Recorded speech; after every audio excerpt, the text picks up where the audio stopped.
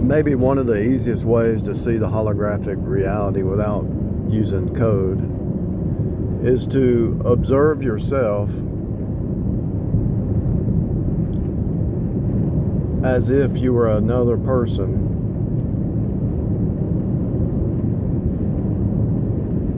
in everything that you do.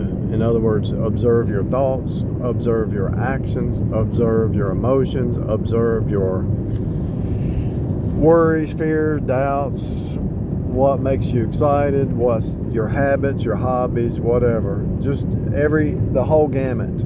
Observe and question why you're doing what you do, why you're saying it that way, why you're pointing your finger, why you're responding to somebody that maybe you shouldn't respond to, why you're doing anything. Just so this is you, pretend to be somebody else on the outside looking in, that can read your mind, that can know your thoughts, your emotions, everything. Be that other person that's able to observe yourself. I call that introspection. There might be another word for it, but that's what I call introspection. You're sitting there observing yourself. It's kind of like that tree. It's just sitting there, right? That tree's just standing there. Imagine that tree imagining itself to be this tree, watching it. This tree's watching this tree, and this tree's watching this tree. Imagine yourself watching yourself. Not only are you watching your emotions, your mind, your actions, but you're just able to watch yourself watching yourself. Pull back 3 levels. Watch yourself watching yourself, and then watch this self watching this self. This is you. Now watch this is you watching yourself. Now watch this one watching this one. If you can get to that point, you're done. It's over. It's complete. Why are you mad? You're watching yourself. And then you're observing what you think about why you're mad as the third person. So there's 3 people. It's just you going about your business.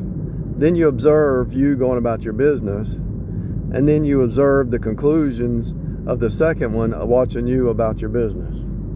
Let's think about that for a second.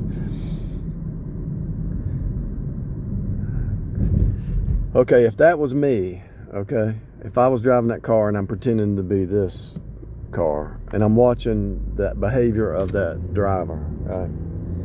And then I make some conclusions based on that driver and why they're doing this. And then there's another car behind me watching me come to the conclusion of what I concluded about that first car. So there's 3 cars.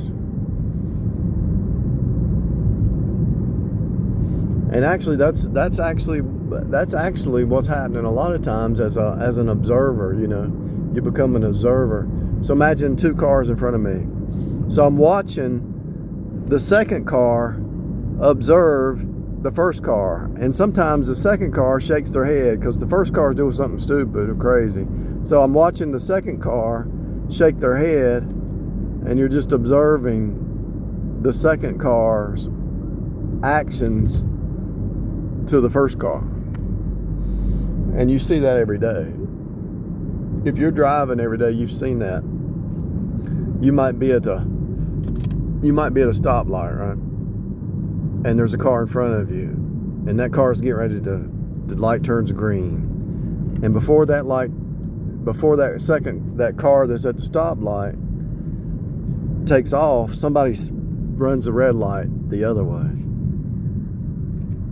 So imagine there's a car in front of me stopped at the stoplight, and it turns green. This guy runs, and then I watch this guy's actions, shaking his head, doing this, and slamming on brakes or whatever, and I'm the third person watching the second person respond to the first person. First person, second person, third person. As the second person, you're observing yourself. As the third person, you're looking at the conclusions the second person made about yourself. If you can get to that point, you're done. If you can live in that state of being 24/7, you're done. Because you watch the conclusions that the second person is making about yourself, and those conclusions could be wrong. The second person could be biased. So you could actually be interpreting your own actions from the second point of view as a biased person. But when you step back and look at the second person, you're able to get rid of the red versus blue completely. You're able to break the culture program. You're able to break the he said, she said. You're able to break the prejudices. You're able to break the strongholds at a deeper level, because you're looking at the second person and how they came to the conclusion, and you're able to say, well, wait a minute, that second person came to that conclusion with a bias of the first person. If you can do that, another way to be able to do this, let's say you got an employee, you have an adjacent employee, so you're both employees, and so the one employee is doing something stupid, right? And you're watching how the manager responds to that person, and so you're the third person, even though you're an adjacent employee, so you're an employee too.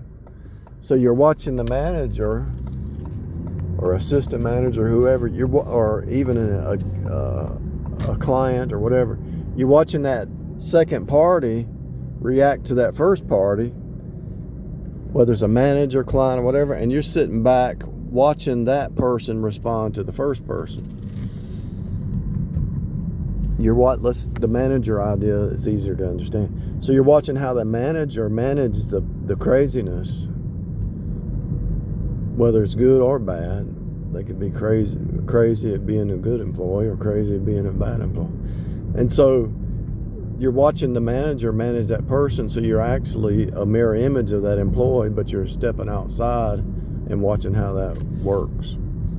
And so in other words, what I'm saying is you're introspective by observing the employee and the manager reactions or interactions.